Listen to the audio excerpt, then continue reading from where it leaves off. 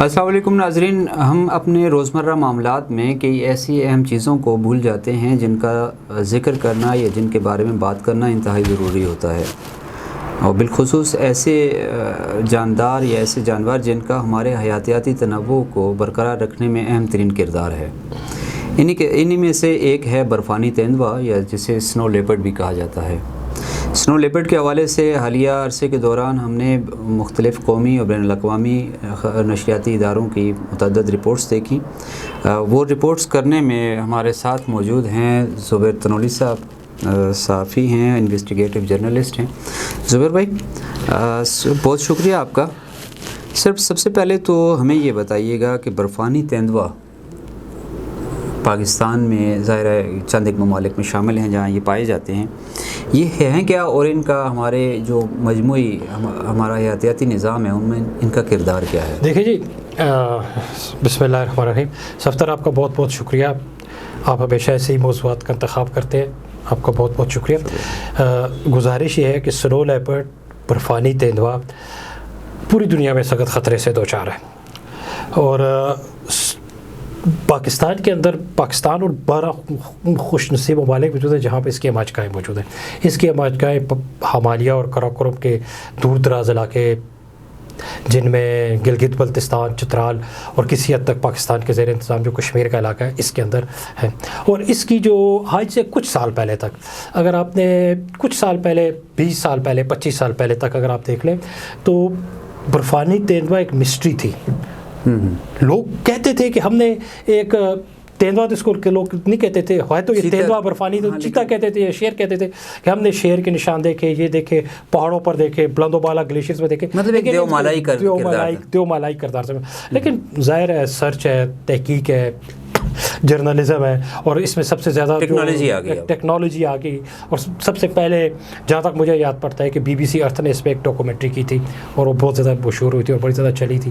BBC ارتھ نے گلگت اور چترال کے اندر رہ کے اس پہ، اور وہ شاید دنیا میں پہلی ویڈیوز برفانی تیندوا کی تھی۔ یہ بہت خوبصورت ہے، اور یہ بہت خوبصورت چیز ہے، اور یہ گلگت بلتستان اور اس پہ پایا جاتا ہے، اور اس کو ایک نہیں کئی قسم کے خطرات ہیں۔ اچھا، بہت زیادہ خطرات ہیں۔ اچھا، سب سے پہلے تو ہم اس پہ بات کرتے ہیں، سب سے بڑا دشمن کون ہے؟ اس کا سب سے بڑا دشمن انسان تو نہیں ہے کہ اس کے میرے خیال میں اس وقت جو انسان اور اس کے درمیان میں انسانوں اور تیندوا کے برفانی تیندوا جو تنازع ہے نا، وہ اس کے لیے سب سے بڑی دشمنی ہے۔ اب میں اس بات کی وضاحت اس طرح کر لوں کہ قدرت کے کارخانے میں کوئی بھی چیز ہے، ایک پتھر ہے، چرند ہے، پرند ہے، پہاڑ ہے، پہاڑ کا پتھر ہے، وہ ایک سرکل ہے پورے کا پورا۔ وہ جو پورے کا پورا سرکل ہے نا، جنگل میں رہنے والا شیر یا تیندوا یا برفانی تیندوا یا گیدڑ یا لومڑی یا سانپ، یہ سب کچھ جو ہے یہ بنی نوع انسانوں کی فلاح و بہبود کے لیے قدرت نے توازن کو قدرتی توازن کو ایک برقرار رکھنے کے لیے بنایا گیا۔ اس کا سب سے بڑا برفانی تیندوا جو اپنی ماجگاہوں میں ہوگا، جو پہاڑوں میں ہے، جو دور دراز کے علاقوں میں، اس کا سب سے بڑا وہ تو انسان ہے۔ اب یہ کن علاقوں میں؟ یہ پہاڑوں میں، ان گلیشیئر اور پہاڑوں میں جہاں پہ ہمارا واٹر سسٹم چل رہا ہے۔ صحیح، وہ گلیشیئر مطلب جو ہمارے جو دریا منبع ہیں، دریا، یہ ان سے بھی اوپر کے علاقوں میں ہے۔ ٹھیک ہے، بلند ترین چوٹیوں میں پائے جاتے ہیں، یہ وہاں پہ موجود ہے، اور غیر محسوس طور پہ ہمارے پانی کی اور اس کی رکھوالی کر رہا ہے۔ اب وہ دیکھنے میں ظاہر ہے یہ تو ہمیں ایک مت سی لگتی ہے، لیکن یہ تو اس کی رکھوالی کر رہا ہے۔ قدرت نے اس کے ذمہ ایک کام لگایا ہوا ہے۔ اب ہوا کیا؟ حضرت انسان، مجھے اپنی ضرورت کے لیے زمین چاہیے، مجھے اپنا گھر بنانا ہے، مجھے اپنا مکان بنانا ہے، مجھے اپنی کھیتی باڑی کرتی ہے۔ میں نے کیا کیا کہ میں آہستہ آہستہ اس کے علاقے میں، اس کی جو ماجگاہی تھی اس کے اندر بڑھتا چلا گیا۔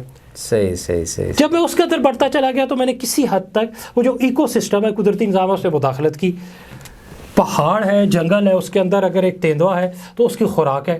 قدرتی نظام کے اندر جو اس کا شکار ہے، بھلے وہ مارخور ہو، لومڑی ہو کوئی, وہ اتنا ہی ہوگا جتنی اس کی ضرورت ہے, اور جو اس پورے سسٹم کو بحال رکھنے کے لیے ضرورت ہے. اس حد تک تو وہ چلتا رہا, لیکن جب میں نے مداخلت کی, جب میں نے اس کے اندر مداخلت کرنا شروع کی, تو اس کا وہ شکار کا سسٹم ڈسٹرب ہوا, اس کی خوراک کا سسٹم ڈسٹرب ہوا, اور جب میں اس کے علاقے میں گیا تو اس نے میرے مال مویشی پہ حملہ کرنا شروع کر دیا. جان مال مویشی, اچھا مطلب یہ جب مال مویشی پہ حملہ شروع کر دیا تو حضرت انسان کو مجھے غصہ آیا, مجھے جب وہ نظر آنے لگا میں نے اس کو مارنا شروع کر دیا. یہ تو سب سے بڑی دشمنی ہے. صحیح ہے. اور اس کی جو پہلی دشمنی اس کی یہاں سے, دوسری جو یہ لڑ رہا ہے پوری دنیا کے اندر, اور موسمی تبدیلی, ہم ماحولیاتی تبدیلی تو ہم خود پیدا کر رہے ہیں نا. ماحولیاتی تبدیلی تو یہ ہوگی کہ ہم نے اس کے علاقے کے اندر مطلب جنگل اس کا ختم کر رہے ہیں, اس کی پہاڑ کے اندر جا رہے ہیں. یہ تو موسمیاتی تبدیلی افیکٹ ہے. کبھی برفیں زیادہ ہو رہی ہے, کبھی کم ہو رہی ہے, کبھی سردی زیادہ ہو رہی ہے, ایوریج اوز سے زیادہ ہو رہی ہے, کبھی کم ہو رہی ہے, گرمی زیادہ ہو رہی ہے. اور ہم یہ دیکھ رہے ہیں, مشاہدہ کر رہے ہیں کہ سردیوں کے دن کم ہوتے جا رہے ہیں پوری دنیا میں. جو گلیشیئر ہمارے ہیں وہ پیچھے ہٹتے جا رہے ہیں, کم ہوتے جا رہے ہیں. دوسری موسمیاتی تبدیلی. تیسرا جو سب سے بڑا خطرہ ہے جو ہم نے محسوس کیا, وہ اس کا غیر قانونی کاروبار ہے.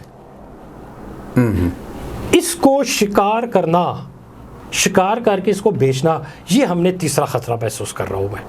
اور یہ واقعات کا بے محابہ جو شکار ہو رہا ہے وہ اس کی کیا وجوہات کیا ہیں؟ دیکھیں ابھی حالیہ دنوں میں 2 واقعات ہوئے جو ہم نے رپورٹ کیے ہیں. ٹھیک ہے. ایک کچھ ہفتے پہلے ایبٹ آباد کے اندر برفانی تیندوا کی 4 کھالیں برآمد ہوئی ہیں جو رپورٹڈ ہے, اور کچھ دن پہلے لاہور کے اندر اس کی 1 کھال برآمد کی ہے وائلڈ لائف ڈپارٹمنٹ نے. اچھا, یہ ہمارے پاس تو 4-5 واقعات جو رپورٹڈ ہیں, لیکن ہم نہیں جانتے کہ کتنے واقعات ہو رہے ہیں جو ان رپورٹڈ ہیں. اچھا, صوبہ پنجاب کی سینئر منسٹر مریم اورنگزیب صاحبہ نے جب لاہور سے یہ کھال برآمد ہوئی تو اس میں انہوں نے اپنے ایک ٹویٹ میں اور آپ نے بتایا کہ اس کی کم از کم قیمت جو ہے $20,000 تھی. $20,000 مین کہ ایک کھال کی قیمت برفانی تیندوا کی جو 50 لاکھ سے بھی زیادہ بنتے ہیں, پاکستانی 50 لاکھ سے بھی زیادہ بنتے ہیں. اچھا یہاں پہ صفدر صاحب میری گزارش کو سن لیجئے گا. دنیا کے اندر جو غیر قانونی کاروبار ہے, منشیات کو پہلے نمبر پہ سمجھا جاتا ہے, اس کے علاوہ بروتلس وغیرہ ان کو دوسرے نمبر پہ سمجھا, اور اس کے بعد جو سب سے زیادہ پروفیٹیبل کاروبار ہے وہ جنگلی حیات کا غیر قانونی کاروبار ہے. مطلب اس میں بہت پیسہ انوالو ہوتا ہے. اور بی بی سی اردو ہی میں ایک رپورٹ چھپی تھی کچھ عرصہ پہلے کہ ایک پورا نیٹ ورک اور سرکل تھا جو ضلع مانسیرا کے علاقے اوکی سے چل رہا تھا اور پورے پاکستان کے اندر وہ کام کرتا. یہ رپورٹ بی بی سی کے اندر ایک پوری ڈیٹیل میں موجود ہے. صحیح ہے. مطلب یہ کہ یہاں سے ایک بظاہر ایک چھوٹے سے شہر سے جو جڑیں تھیں وہ پورے ملک سے آگے پوری دنیا کے اندر, شاید پوری دنیا کے اندر. سر ان کے ظاہر جب ہم ڈالروں میں بات کر رہے ہوتے ہیں تو ظاہر ڈالر تو یہ اس کی مارکیٹ کون سی ہے پھر؟ دیکھیں کون خریدار ہیں جو ہمیں اب تک پتہ ہے کہ اس کی جو کھال ہے اس کو ٹرافی کے طور پہ رکھا جاتا ہے. آپ شوقین مزاج ہیں, آپ کے پاس بہت پیسے ہیں, مطلب یہ بلینئرز کی گیم ہے. ہاں بلینئرز کی گیم ہے, امیر لوگوں کا یہ کھیل ہے. ان لوگوں کا شوق ہے کہ اس کی کھال کو ذوق تسکین ہے, اس کی ذوق کی تسکین میں وہ ایک جاندار کو ختم کر رہے ہیں. اس کی کھال کو محفوظ کیا جاتا ہے, اس کی کھال کو اپنے ڈرائنگ روم میں لگا دیا, وہ کر دیا. اس کے دانت بھی جو ہے ٹرافی کے طور پہ استعمال رکھے جاتے ہیں, اس کی ناخن بھی جو ہے ٹرافی کے طور پہ ہوتے ہیں. اور پھر کچھ اس کے اجزاء جو ہیں وہ مختلف دیسی دوائیات وغیرہ بھی استعمال کی جاتے ہیں. تو یہ اس کا بزنس ہے. اچھا سر, اس وقت اگر دیکھا جائے تو تقریباً یہ کیا اندازہ کر سکتے ہیں کہ پاکستان میں یہ کتنے رہ گئے ہیں؟ دیکھیں ان کی تعداد اندازاً کیا ہے؟ اس کی تعداد کے حوالے سے کنفلکٹ ہے, تنازع ہے. اس کی تعداد کے حوالے سے تنازع یہ ہے کہ سائنسدان اس بات پہ متفق نہیں ہے کہ یہ پوری دنیا میں کتنے ہیں یا پاکستان میں کتنے ہیں. مختلف تنظیموں نے, مختلف آرگنائزیشن نے یا مختلف ماہرین نے اپنے اندازے لگائے, لیکن جس نے بھی جو اندازہ لگایا, جس نے بھی سروے کیا, اس سے دوسرے بندے نے کنفلکٹ کیا. لیکن جو عام طور پہ کہا جا رہا ہے کہ وہ کوئی جو کنفرم نہیں ہے, میں یہ کنفرم نہیں کر سکتا, 300 سے 400 شاید پاکستان کے اندر موجود ہے, لیکن یہ کنفرم نہیں ہے کیونکہ اس کے سروے, اس کا ایک ایسا بنیادی سروے, جدید سائنٹیفک سروے نہیں ہوا جس کی وجہ سے اس کی تعداد کا پتہ چل سکے پاکستان میں. اور سر اگر اس کو دیکھا جائے تو ظاہر ہے اگر اتنے یہ چیز ہے جس کی انٹرنیشنلی بھی بڑی مارکیٹ ہے, اس کے سرکاری اور غیر سرکاری سطح پر اس کے تحفظ کے لیے کیا اقدام؟ ہم لوگ رابطے میں رہتے ہیں, Gilgit Baltistan wildlife, K P wildlife, Punjab wild life.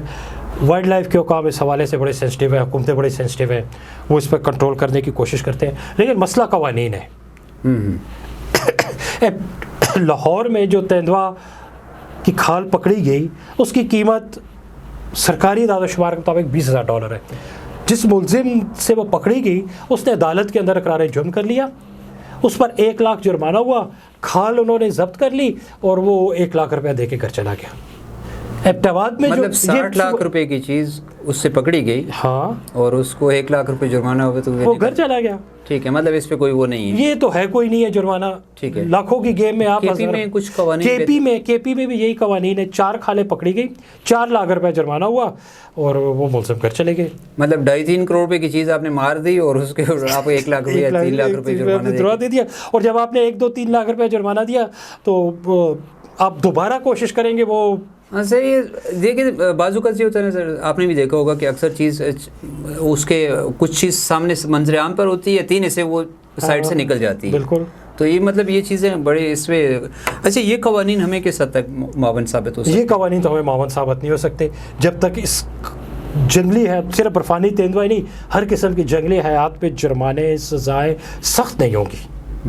دیکھیں یہ ایسی بات نہیں ہے کہ ہمارے ہاں اس چیز کو بہت سارے لوگ سمجھتے ہیں کہ یہ جی کہ برفانی تیندوا مار دیا تو مار دیا.